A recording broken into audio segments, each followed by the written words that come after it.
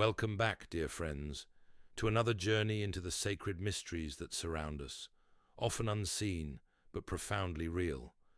Today, we delve into a realm where the veil between heaven and earth grows thin, a place where humble sacrifices, hidden from human eyes, are carried by celestial messengers to the very throne of God. As we've explored in our ongoing series on mystical witnesses throughout history, there are moments when ordinary reality parts like a curtain, revealing glimpses of a divine economy operating silently alongside our visible world. Perhaps no modern saint understood this hidden exchange better than the stigmatic Franciscan friar, whose piercing gaze seemed to penetrate beyond our physical reality, Padre Pio of Pietrelcina. In the quiet hills of southern Italy, where olive groves and ancient churches dot the landscape, a remarkable man lived whose extraordinary spiritual gifts both attracted and troubled those who encountered him. Francesco Forgione, later known to the world as Padre Pio, was born in 1887 to humble peasant parents in the small farming community of Pietrelcina. Even as a child, young Francesco displayed an unusual sensitivity to spiritual realities, often conversing with his guardian angel and experiencing visions that he assumed were normal for everyone. The air in his childhood home seemed charged with an otherworldly presence, neighbors would later recall, as if invisible beings moved freely through the modest rooms where the Forgione family lived their simple, devout lives. From my earliest years, Padre Pio once confided to a spiritual director, in a letter preserved in the archives at San Giovanni Rotondo, "I was aware of movements in the air around me, like the gentle flutter of wings. My guardian angel was as real to me as my own mother." This matter-of-fact relationship with celestial beings would deepen throughout his life, eventually revealing to him an astonishing divine operation. Angels gathering the hidden sacrifices of ordinary believers, a mother's uncomplaining exhaustion, a sick man's patient suffering, a child's innocent prayer, and carrying these precious offerings directly to God. The monastery of Our Lady of Grace in San Giovanni Rotondo clings to the side of Mount Gargano like a stone sentinel. It was here, in this remote Capuchin friary, that Padre Pio spent most of his life, and where the most remarkable of his angelic visions occurred. The year was 1918, and the young friar had already received the painful stigmata, the 5 wounds of Christ's crucifixion mysteriously appearing on his own body. One evening in late autumn, as recorded by Father Agostino Daniele, who served as his confessor, Padre Pio was praying alone in the monastery chapel when the air around him seemed to shimmer with golden light. "What happened next?" Father Daniele later wrote in his carefully maintained journal.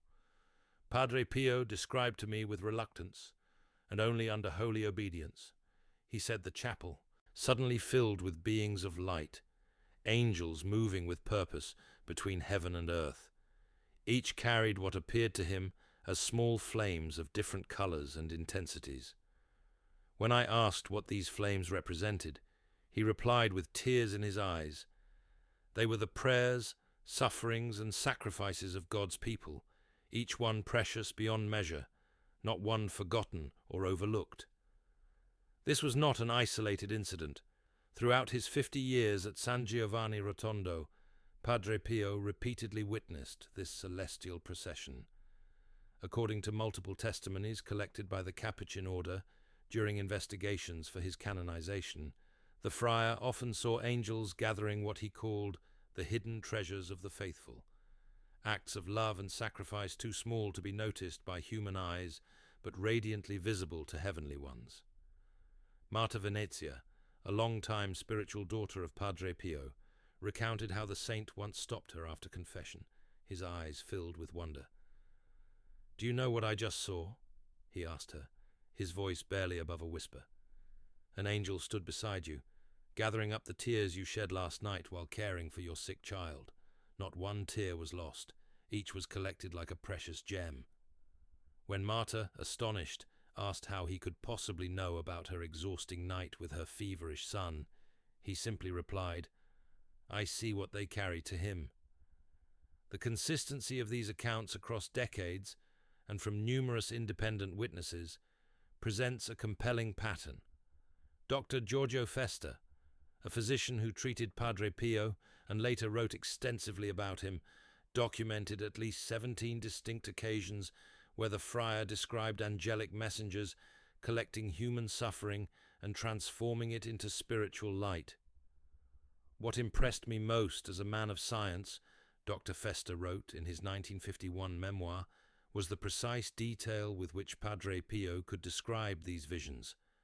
They were not vague impressions, but clear, consistent experiences that he related with the same matter-of-fact tone one might use to describe seeing a bird or hearing a train. Perhaps the most extraordinary aspect of these visions was how they transformed Padre Pio's understanding of human suffering.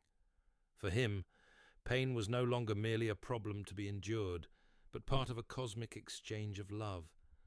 The smallest acts of self-denial, the most hidden sacrifices, the patient bearing of daily crosses, all were being gathered up by celestial hands and presented as offerings before the divine throne. Nothing is wasted in God's economy of salvation, he frequently told his spiritual children during guidance. The tears you shed in secret, he counts as precious pearls. This revelation brought profound comfort to many who sought the friar's counsel during dark times. Giuseppe Cascavilla, a farmer who lost 3 sons during World War II, travelled to San Giovanni Rotondo in 1944, bitter and questioning God's justice. His encounter with Padre Pio was brief, but life-changing. "The holy friar took my hands in his wounded ones," Giuseppe later testified, and told me he had seen angels collecting my boys' sacrifices on the battlefield. Their suffering was not meaningless, he told me with such certainty that I could not doubt him. It was transformed into light. I have seen it. Giuseppe returned to his village a changed man, his grief still present, but now illuminated by purpose. Similar accounts emerge throughout the documented history of Padre Pio's ministry. Maria Pompilio, who nursed her paralyzed husband for 17 years without complaint, was startled when the friar, whom she had never met before, stopped her after Mass one morning. "Your husband's patience and your loving care shine like beacons in heaven," he told her. "I have seen the angels gathering the love between you and carrying it upward." When she asked, trembling, how he could know about her husband's condition, Padre Pio simply smiled and said, "The angels show me many things." These visions of angelic messengers carrying human sacrifices to God aligned with Padre Pio's broader spiritual insight that ordinary life contains extraordinary opportunities for divine communion. In a letter to Padre Benedetto, his spiritual director, dated March 1915, he explained, "The angels reveal to me how every act of self-denial, every patient smile when one wants to cry, every time we choose love when tempted to bitterness, these small martyrdoms of daily life are gathered by celestial hands and carried to heaven as precious offerings. If souls could see, as I have been permitted to see, the sublime reward that awaits them for bearing their sufferings with patience, they would accept every cross with joy." The implications of such a vision extend far beyond mere personal consolation. They suggest a profound cosmology where the visible and invisible realms intersect, where matter and spirit engage in constant exchange, where no act of love, however small or hidden, escapes divine notice.